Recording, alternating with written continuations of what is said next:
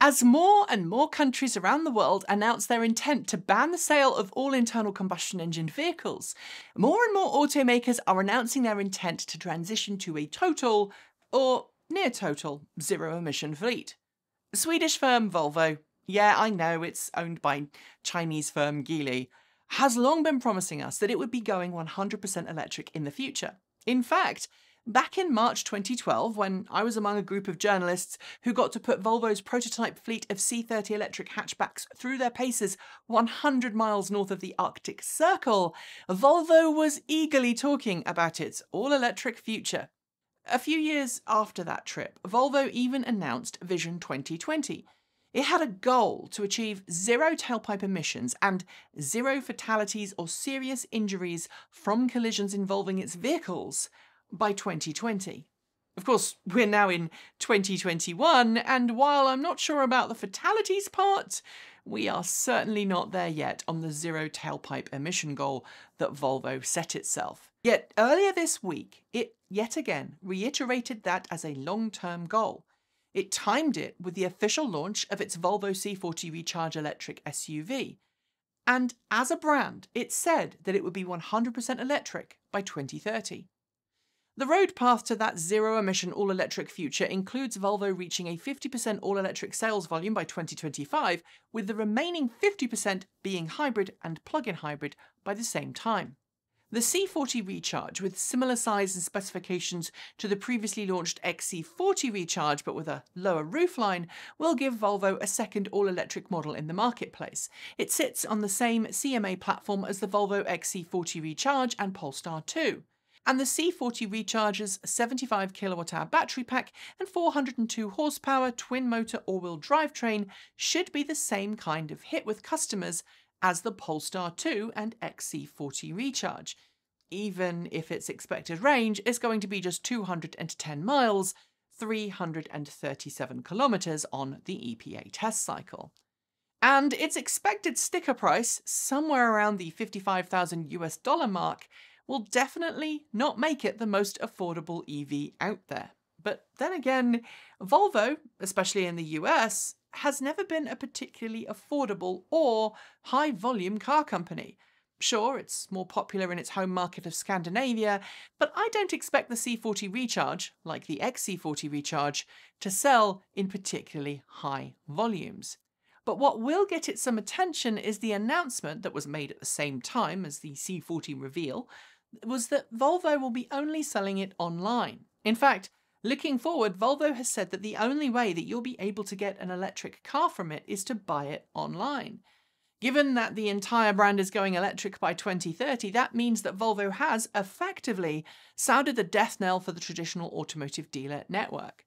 So what does this actually mean? What's the impact for the electric car world? What's the impact for Volvo? And what does it mean for Volvo's loyal customers?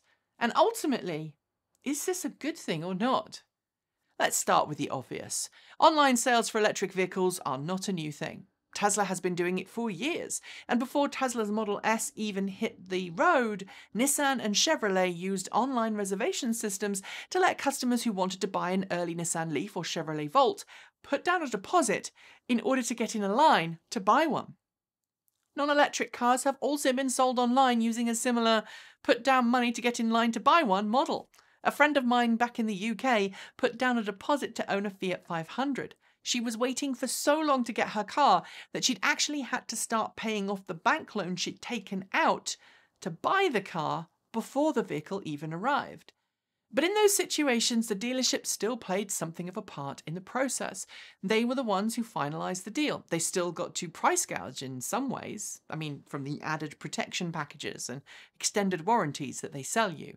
And when something went wrong with your car, you usually went back to the dealer who ultimately sorted out the final parts of your purchase in order to get it fixed.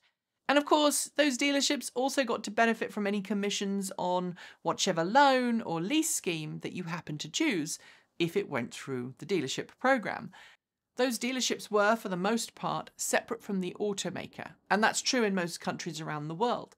In the US, particularly, strong and powerful auto dealer unions have actively lobbied to prevent car companies from selling their cars direct to customers. So the dealer part in that process, even if the car was originally reserved online, was a given. Tesla, of course, changed that with its direct-to-customer sales model. That's something that's upset the dealer unions and many of their favourite politicians. But Tesla's direct-to-customer sales model is legal in some parts of the US and not in others as a consequence, just as some countries allow it and others don't. But Volvo's announcement that it's going completely online with its electric vehicle sales is particularly telling. Because although the majority of the auto industry, especially dealers, fought against direct sales and online sales, it now looks like they are going to become the norm for EVs and the auto industry as a whole. And there's a very good reason for that.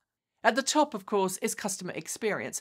Going online means that Volvo has more control over the customer experience from start to finish. This means eliminating price gouging, for example. Volvo has said that it will have pre-built, standard-priced vehicles that customers can choose from. But it will also ensure that customers are given the same information that they use to base their purchase decisions on.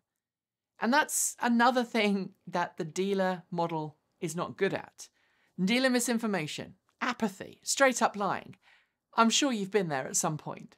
Your dealer doesn't know about the car you want to buy, or thinks they can make more money selling you a different car, so they'll steer you in that direction instead, even if the car that you went into the dealership to buy is the one that's the better choice. There's a reason why car dealerships have a terrible reputation in this manner, and that reputation is 10 or 20 times worse when we're talking about EVs.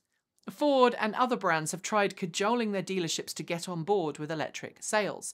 Volvo is just choosing to eliminate the sales part of the dealership experience altogether, although it did say in its press release that its retail partners will remain a crucial part of the service experience, as well as helping to prepare, deliver, and service its cars.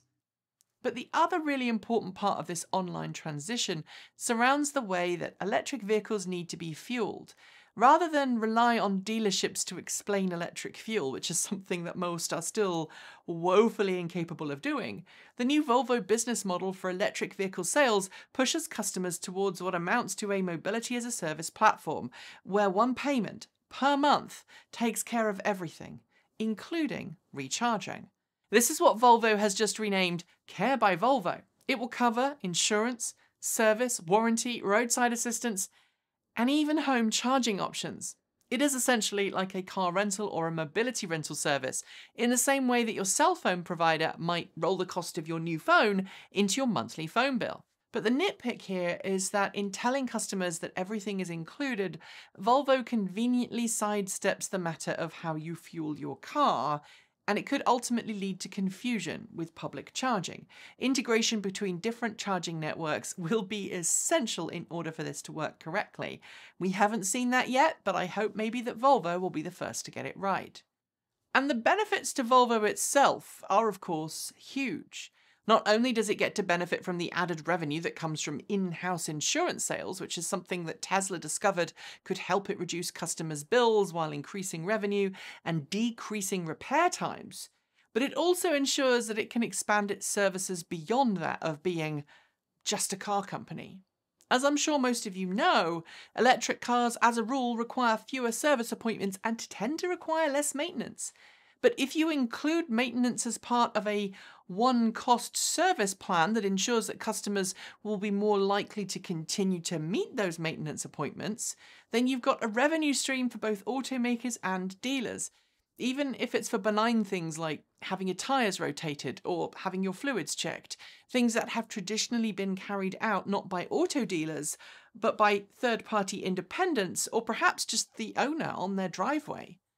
With my cynical hat on, I do suspect that this is the way most car companies are going to move into the future. Digital services are set to become the largest revenue generator for automakers outside of the actual vehicles, and pushing sales and day-to-day operations online ensures that customers are going to be more likely and more willing to subscribe to those services as and when they become available. Will anyone lose out? Well, aside from the dealerships themselves, I think older, less tech-savvy customers will lose out on this brave new online world. Let's be honest, Volvo isn't exactly known for being a young person's car, and Volvo buyers are known for their brand loyalty.